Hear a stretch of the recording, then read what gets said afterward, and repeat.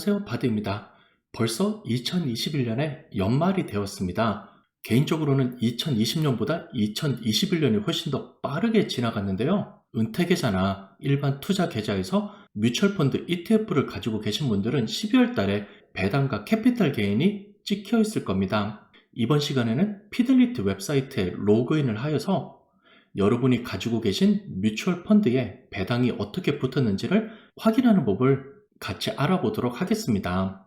그림에 보이는 표는요, 미국의 S&P 500 지수를 따라가는 스파이 ETF의 2021년 수익률 그래프입니다. YTD Year to Date가 되겠는데요. 2021년 1월 달에 $10,000를 넣어뒀으면요, 그동안 쭉 상승을 하다가요, 10월 달쯤에 한번 내려가고요, 다시 회복을 하였는데 12월 말과 12월 초에 들어서 오미크론 바이러스에 관한 뉴스와 금리 인상에 관한 여러 가지 뉴스가 나오면서 조금 하락을 하였습니다. 며칠 사이로 올라갔다 내려갔다를 하면서 투자자들을 조금 불안하게 하는데요.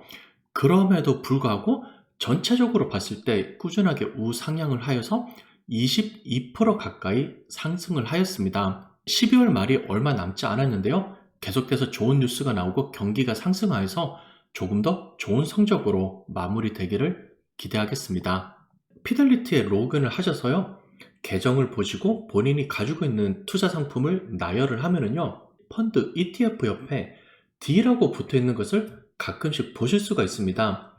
현재 제가 가지고 있는 펀드 중에서는 FZRX, 피델리티 제로 토탈 마켓 펀드, FITLX, 피델리티 서스테이너빌리티 인덱스 펀드 ESG 펀드가 되겠죠. 그리고 FZILX, 피델리티 제로 인터내셔널 펀드, 이렇게 세 개가 최근에 배당이 들어와서 옆에 D자가 붙어 있는 것을 보실 수가 있습니다. 투자 회사마다 펀드마다 이렇게 배당을 주는 스케줄은 제각각 다른데요. 구글로 검색을 하셔서 피델리티 디비던드 스케줄 혹은 뱅가드 디비던드 스케줄, 이런 식으로 검색을 하시면요, 해당되는 웹페이지에서 펀드별로 배당이 어느 정도 되고 자본 이득이 어느 정도 되고 어느 날짜에 이러한 배당이 실현이 되고 페이가 되는지 정보가 나와 있습니다. 피델리티 같은 경우는 보통 12월 초에 이렇게 배당과 자본 이득이 실현이 되고요. 뱅가드 같은 경우는 12월 중순에서 말 정도에 연말 배당이 들어오니까요, 혹시나 안 들어왔다고 걱정하지 마시고요, 조금 더 기다려 보시면요, 날짜에 맞춰서 배당이 다 들어오고 실현이 될 것입니다. 그리고 참고로 옆에 보이는 이 디비던드 아이콘은요, 배당을 받고 며칠 동안만 있으니까요, 여러분께서 확인을 하셨을 때 없을 수도 있지만요, 펀드를 직접 클릭하셔서 조금 더 상세 내용을 보시면은 배당 및 자본 이득이 들어온 기록을 보실 수가 있습니다. 제가 가지고 있는 FZRX, 피델리티 제로 토탈 마켓 인덱스 펀드를 보겠습니다. 펀드를 처음 구매했을 때부터 지금까지 따지면은 17.80%를 기록하고 있고요. 이 펀드의 총 밸류는 21,000달러 정도가 되겠습니다. 기록을 보시면요, 9월 15일, 11월 26일, 12월 3일 이렇게 찍혀 있는데요. 9월 15일과 11월 26일은 실제 펀드를 매수한 것이 되겠고요. 저는 배당이 들어왔을 때 자동적으로 그 펀드에 재투자를 하도록 설정을 해 놓았기 때문에 이렇게 들어온 230달러의 돈이 자동으로 펀드를 사는데 쓰이게 되었습니다. 그리고 오른쪽에 있는 이벤트를 클릭하시면요, 조금 더 정확하게 어느 정도의 배당이 붙었는지, 어느 정도의 자본 이득이 붙었는지 나오게 됩니다. 뮤추얼 펀드 그리고 ETF 안에 각각 개별의 주식이 있고요. 이러한 주식에서 나온 배당은 펀드나 ETF를 산 투자자들에게로 전해지게 됩니다. 펀드에 따라서 이러한 배당을 페이하는 날짜와 빈도는 제각각 다른데요. 지금 그림에서 보시는 피델리티 제로 펀드의 경우 12월 3일에 배당이 들어왔고요. 그리고 오른쪽에 있는 캐피탈 게인에 관해서 조금 더 설명을 드리겠습니다. 캐피탈 게인은 시세 차익, 자본 이득으로 설명을 드릴 수가 있는데요. 보통 여러분께서 이해를 하시기에 주식을 싼 가격에 사서 비싼 가격에 팔아야지 이렇게 캐피탈 게인이 발생하는 것으로 잘 알고 계십니다. 하지만 그림에서 보는 것은 저는 펀드를 팔지 않고 계속 가지고 있었는데도 이렇게 캐피탈 게인이 발생을 하였는데요. 비록 제가 이 펀드 자체는 사고 팔지 않았지만 이 펀드 안에 있는 개별의 주식들은 펀드 매니저가 사고 팔거를 하였기 때문에 여기에서도 캐피탈 게인이 발생을 하게 되고요. 이렇게 발생된 캐피털 게인이 투자자들에게 전해져서 비록 내가 펀드를 팔지 않았더라도 캐피털 게인이 찍히게 되는 것입니다. 캐피털 게인이 어느 정도 발생할지는 펀드와 펀드 매니저의 성격에 따라서 다른데요. 아무래도 펀드 매니저가 빈번하게 주식을 사고 팔고 하면서 시세 차익을 많이 내면은요, 캐피털 게인이 많이 발생해서 이것이 투자자들에게 전해지게 되겠고요. 그림에서 보시는 것처럼 인덱스 펀드, 조금 더 패시브한 펀드를 가지고 계시면요, 그만큼 펀드를 거래하는 빈도가 적기 때문에 캐피털 게인 역시 적게 발생하게 됩니다. 따라서 어떤 펀드를 가지고 있냐, 펀드 안에 어떠한 종목이 있느냐에 따라서 페이되는 디비던드와 캐피털 게인이 차이가 있을 수가 있습니다. 이렇게 생기는 배당을 자동적으로 재투자를 하도록 하거나 혹은 현금화를 시키는 법을 설정하는 법을 가르쳐 드리도록 하겠습니다. 피델리티 같은 경우는 올 어카운트로 가셔서요, 오른쪽에 보시면 어카운트 피처라는 메뉴가 있습니다. 이러한 메뉴를 클릭을 하시면요, 두 번째 보시면 브로커리지 앤 트레이딩이라는 메뉴가 있습니다. 여기는 브로커리지 앤 트레이딩에서 많은 옵션을 설정을 하실 수가 있는데요. 제일 첫 번째 보이는 것이 디비던드 앤 캐피털 게인으로서 이렇게 발생하는 금액을 어떻게 이용할 것인지 설정을 하시는 것이고요. 이외에도 마진 계정을 쓰시거나 옵션 트레이딩, 그리고 해외 주식을 검색하고 구매할 수 있도록 설정하는 기능까지도 있으니까요. 피델리티에서 조금 더 전문적으로 주식과 ETF 등을 트레이딩을 하시는 분들은요, 이 옵션을 이용해서 설정을 하시면 되겠습니다.